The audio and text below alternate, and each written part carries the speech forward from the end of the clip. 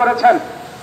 আমরা ভারতের কাছে আশাবাদী ছিলাম বা আশাবাদী আছি, বন্ধু রাষ্ট্র হিসেবে আমরা তাদেরকে সমস্ত সাহায্য সহযোগিতা করব, বন্ধু রাষ্ট্র হিসেবে তারাও আমাদেরকে সাহায্য সহযোগিতা করবে।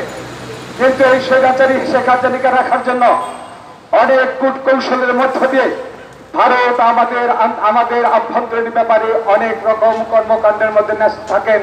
তার বিভিন্ন দিক দিয়ে দেখা যায় যে আজকের যে ইস্যু নিয়ে এখানে আমরা দাঁড়িয়েছি, আজকে রেল ইস্যু নিয়ে দাঁড়িয়েছি, ভারতের রেল মন্ত্রণালয় থেকে ঘোষণা করা হয়েছে অথবা তারা দাবি করেছেন বাই করেছেন যে তারা বাংলাদেশের উপর দিয়ে তারা রেল লাইন তাদের সেভেন সিস্টার অর্থাৎ আমাদের পূর্বাঞ্চলের রাজ্যে যেতে চান। আমরা বলতে চাই, আমি ভারতকে দোষারোপ করতে চাই না, আমি ভারতকে দোষারোপ করব না, আমি দোষারোপ করবো আজকের অবৈধ প্রধানমন্ত্রীকে, যিনি অবৈধভাবে ক্ষমতায় এসেছেন। তিনি নিজেই বলেছেন আমি এত কিছু ভারতকে দিয়েছি যা ভারত মনে রাখবেন। এই শেখ হাসিনা কিন্তু কথায় কথায় বলেন 41 সাল পর্যন্ত তার ভীষণ, এই ভীষণে প্রধানমন্ত্রী বাংলাদেশের গণতন্ত্রকে হত্যা করেছেন। এখন একটি আপনার ভীষণ বাংলাদেশকে সে হায়দ্রাবাদে পরিণত করতে চান, বাংলাদেশকে ধ্বংস করতে চান।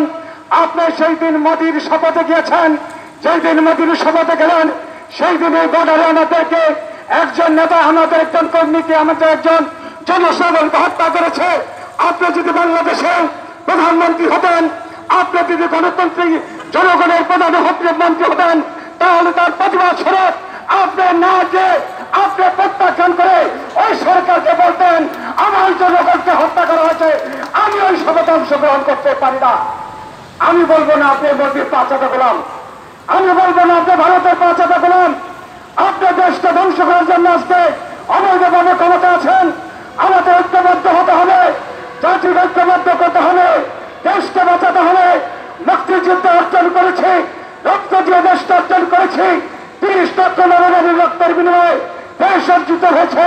ভারতের সত্যতার জন্য নয়, ভারতের গোলামীর জন্য নয়। এখানে আমরা এই সরকারের একজন আমলা, সে আপনাদের দেখেছেন কুলারের দিকে আমাদের জলস্থল পথ ভারতকে দেওয়া হয়েছে, সেখানে তারা কুলারে দিয়ে রাস্তা নির্মাণ করা হয়েছে। সেই একজন কুলাগার বলবো আমি তাকে, সে দেশদ্রোহী। যদি দেশদ্রোহী না হতো তাহলে বলতে পারে না যে বন্ধুর কাছ থেকে কিছু চাওয়া যায় না। এটা আভ্যন্তরীণ নীতি, আভ্যন্তর গণতান্ত্রিক নীতি এবং রাজনৈতিক ভাবে শুধু রাজনৈতিক না, আন্তর্জাতিক একটা নীতিমালার মধ্যে পড়ে। এক দেশ থেকে আরেক দেশে গেলে তাকে একটা ফি দিতে হয়, আমরা সেখানে ফি দিব না, সে কত সেখানে আছে। আমি বলতে চাই আজকের ট্রেন নয়, বাংলাদেশের সাথে আন্তর্জাতিক ভাবে যেভাবে বিভিন্ন দেশের সাথে আমাদের চুক্তি হয়, বাংলাদেশের সাথে ভারতের সেভাবে চুক্তি হতে নয়। কোন দাসত্বের খদ্দ, কোন গোলামীর চুক্তি নয়। শেখ মুজিব যেমন 25 বছর গোলামীর চুক্তি করে বাংলাদেশকে ধ্বংস করে দিয়ে গেছিল, ওই গোলামী চুক্তির মধ্যে দিয়ে আমাদের ভারতকে বাদকে ধ্বংস করে দেওয়া হয়েছে, বাংলাদেশ মরুভূমিতে পরিণত হয়েছে। আজকে সেই অবস্থায় দেশকে ধ্বংস করার জন্য বেগম খালেদা জিয়া যে নেত্রী বাংলাদেশের জন্য গণতন্ত্রের জন্য বলেছেন, একসাথে পতন না হলে গণতন্ত্র আমাদের মধ্যে না আসলে আমি বেগম খালেদা জিয়া করে ফিরে যাবো না। তারেক রহমান এসেই এই সরকারি হাজিরা ভেবেছিলেন, ওই ভারত গোষ্ঠী ভেবেছিলেন বেগম খালেদা জিয়াকে যদি কারাগারে অথবা গ্রেপ্তার করে তো মিথ্যা মামলা দিয়ে সাজা দেওয়া হয়, জাতীয়তাবাদী শক্তি থাকবে না। আজকে বেগম খালেদা জিয়া কারাগার বেশি শক্তিশালী। আজকে তারেক রহমানকে যতদূর নির্বাসনে দেওয়া হয়েছে, তারেক রহমান আজকে জাতিকে ঐক্যবদ্ধ করে জাতিকে ঐক্যবদ্ধ করেছেন। এই ঐক্যবদ্ধের মধ্য দিয়ে এই স্বৈরাচারী সরকারের পতন ঘটাতে হবে দেশকে বাঁচার জন্য। বন্ধুরা আমার, আমি সংক্ষেপে একটা কথা শুধু শেষ করতে চাই। রেল সংক্রান্ত বিষয় আপনারা দেখেন, বাংলাদেশ থেকে ভারতের নেপালের দূরত্ব 21 কিলোমিটার। আজকে সেই 21 কিলোমিটারে আমাদেরকে রেলপথ দেওয়া হয় নাই, 21 কিলোমিটারে আমাদের যাওয়ার কোনো স্বাধীনতা দেওয়া হয় নাই, কোন চুক্তি ইন্ডিয়া আমাদের সাথে করে নাই।